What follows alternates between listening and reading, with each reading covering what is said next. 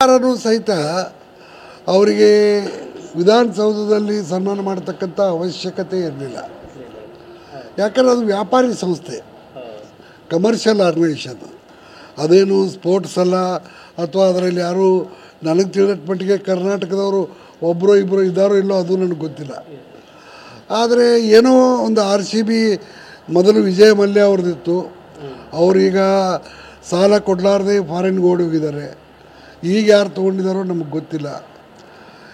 ಈಗ ಮತ್ತು ಎರಡನೇದಾಗಿ ಇನ್ನೊಂದು ಏನು ಮಾಡಿದರು, ಸ್ಟೇಡಿಯಂನಲ್ಲಿ ಒಮ್ಮೆ ಫ್ರೀ ಅಂತ ಹೇಳಿದರು, ಒಮ್ಮೆ ಟಿಕೆಟ್ ಅಂತ ಹೇಳಿದರು, ಮತ್ತು ಕೆಲವು ಜನಕ್ಕೆ ಮೊದಲೇ ಸ್ಟೇಡಿಯಂನಲ್ಲಿ ಬಿಟ್ಟರು, ಕೆಲವು ಜನಕ್ಕೆ ಮೊದಲೇ ಇದನ್ನು ಮಾಡಿಲ್ಲ. ಈ RCB ಮ್ಯಾನೇಜರ್ಸ್ ಏನಿದ್ದಾರೆ, ಈ ಒಂದು ಸ್ಟೇಡಿಯಂನಲ್ಲಿ ಸಂಘಟನೆ ಮಾಡಿದವರು ಭಾಳ ತಪ್ಪುಗಳನ್ನು ಮಾಡಿದ್ದಾರೆ, ಭಾಳ ಬೇಜವಾಬ್ದಾರಿತವಾಗಿ ನಡ್ಕೊಂಡಿದ್ದಾರೆ. ಈಗ ಏನೋ ಒಂದು ಮ್ಯಾಜಿಸ್ಟ್ರೇಟ್ ಎಂಕ್ವೈರಿ ಮಾಡಿದ್ದಾರೆ, ಡಿಸ್ಟ್ರಿಕ್ಟ್ ಮ್ಯಾಜಿಸ್ಟ್ರೇಟ್ ಅವರಿಂದ ಬರಲಿ ಅದು ವರದಿ. ಅಲ್ಲಿವರೆಗೆ ನಾವು ಹೆಚ್ಚಿಗೆ ಮಾತಾಡೋದು ತಪ್ಪಾಗುತ್ತೆ.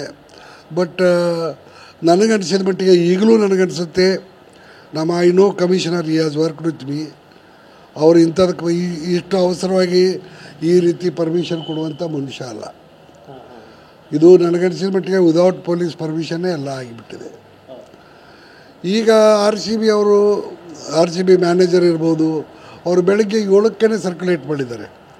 ಯಾವ ಅಥಾರಿಟಿ ಮೇಲೆ ಸರ್ಕ್ಯುಲೇಟ್ ಮಾಡಿದ್ದಾರೆ, ಏನು ವ್ಯವಸ್ಥೆ ಮಾಡ್ಕೊಂಡು ಸರ್ಕ್ಯುಲೇಟ್ ಮಾಡಿದ್ದಾರೆ, ಮತ್ತು ಯಾವ ಪೂರ್ವ ಸಿದ್ಧತೆಗಳನ್ನು ಅವ್ರು ಮಾಡ್ಕೊಂಡಿದ್ದಾರೆ, ಯಾರ ಅನುಮತಿ ಪಡೆದಿದ್ದಾರೆ, ಇದೆಲ್ಲ ಗೊತ್ತಾಗಬೇಕು.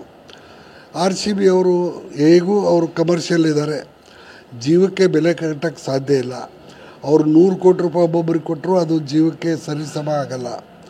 ಆದರೂ ಸಹಿತ ನಾನು RCB ಮಾಲೀಕರಿಗೆ, ಮ್ಯಾನೇಜರ್ಗಳಿಗೆ ಹೇಳ್ತಾ ಇದ್ದೀನಿ, ಗೌರವಯುತವಾಗಿ ಸಾಂಕೇತಿಕವಾಗಿ ಟೋಕನ್ ಪ್ರತಿ ಮೃತ ವ್ಯಕ್ತಿಯ ಕುಟುಂಬದವರಿಗೆ 1 ಕೋಟಿ ರೂಪಾಯಿ ಕೊಡಿ.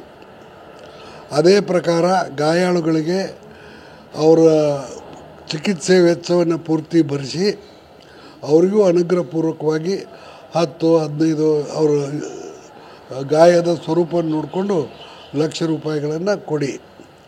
ಮೂರನೇದಾಗಿ ಸರ್ಕಾರ ಒಬ್ಬ ವ್ಯಾಪಾರಿ ಸಂಸ್ಥೆ ಮಾಡಿರ್ತಕ್ಕಂಥ ತಪ್ಪಿನಿಂದ ಆದಂಥ ಅನಾಹುತಕ್ಕೆ ಜವಾಬ್ದಾರಿ ತಗೊಂಡು ಸರ್ಕಾರದ ಸಾರ್ವಜನಿಕ ಬೊಕ್ಕಸದಿಂದ ಮೃತ ಕುಟುಂಬಗಳಿಗೆ ಪರಿಹಾರ ಕೊಡೋದು ತಪ್ಪು.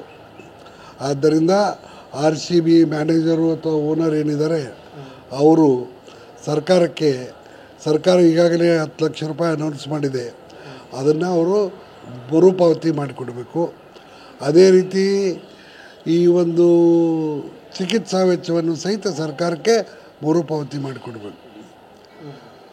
ಮತ್ತು ಭಾಳ ಇದು ಇಲ್ಲಿಗೆ ಮುಗಿಬಾರ್ದು. ಈ ನೋಡಿ, ನಾವು ಹಿಂದಕ್ಕೆ ಕೆಲವು private developers multi story building ಕಟ್ಟುವಾಗ ಪಾಪ ಇಂಜಿನಿಯರ್ಗಳು, ಕ್ವಾಲಿಫೈಡ್ ಇಂಜಿನಿಯರ್ಗಳು ಸಾಕಷ್ಟು ಮುಂಜಾಗ್ರತೆ ಕ್ರಮ ಕೈಗೊಂಡ್ರು ಸಹಿತ ಅನಾಹುತ ಆಗಿ ಒಬ್ಬರು ಇಬ್ಬರು ಸತ್ತಿದ್ರು. ಅದೇ ರೀತಿ ಲೀಲಾ ಪ್ಯಾಲೇಸ್ ಕಟ್ಟು ಮುಂದೆ ಒಬ್ಬರು ಇಬ್ಬರು ಸತ್ತಿದ್ರು. ಅವರೆಲ್ಲರ ಮೇಲೆ ನಾವು ಕ್ರಿಮಿನಲ್ ಕೇಸ್ ಮಾಡಿದ್ದೀವಿ.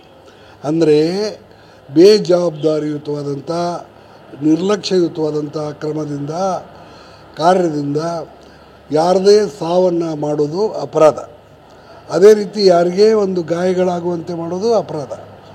ಆದ್ದರಿಂದ RCB ಮಾಲೀಕರೇನಿದ್ದಾರೆ, RCB ಮ್ಯಾನೇಜರ್ ಏನಿದ್ದಾರೆ, ಮತ್ತು ಬೆಳಗ್ಗೆ 7:15ಕ್ಕೆ ಬೇಜವಾಬ್ದಾರಿತವಾಗಿ ಸಾಮಾಜಿಕ ಜಾಲತಾಣದಲ್ಲಿ ಮತ್ತು ಇಲೆಕ್ಟ್ರಾನಿಕ್ ಮೀಡಿಯಾದಲ್ಲಿ ಈ ಎಲ್ಲ ಪ್ರೋಗ್ರಾಮ್ಗಳನ್ನು ಪ್ರಚಾರ ಮಾಡಿ ಎಲ್ಲ ಅಭಿಮಾನಿಗಳು ಒಂದು ಕಡೆ ಸೇರುವಂತೆ ಮಾಡಿದ್ದಕ್ಕಾಗಿ ಈ RCB ಇವ್ರಿಗೆ ಸಂಬಂಧಪಟ್ಟಂಥ ಎಲ್ಲರ ಮೇಲೂ ಈ ಒಂದು ಬೇಜವಾಬ್ದಾರಿಯುತ ಕ್ರಮದಿಂದ ಮತ್ತು ನಿರ್ಲಕ್ಷ್ಯದಿಂದ ಸಾವನ್ನು ಮಾಡಿರ್ತಕ್ಕಂಥ ಅಪರಾಧದ ಮೇಲೆ ಮತ್ತು ನಿರ್ಲಕ್ಷ್ಯದಿಂದ ಬೇರೆಯವರಿಗೆ ತೀವ್ರ ಸ್ವರೂಪದ ಗಾಯಗಳನ್ನು ಮಾಡಿರ್ತಕ್ಕಂಥ ಅಪರಾಧದ ಮೇಲೆ ಪ್ರಕರಣ ದಾಖಲಿಸಿ ಅವರನ್ನು ಬಂಧಿಸಿ ಕ್ರಮ ಕೈಗೊಳ್ಳಬೇಕು ಅಂತ ನಾನು ಸರ್ಕಾರಕ್ಕೆ ಆಗ್ರಹಪಡಿಸ್ತೀನಿ.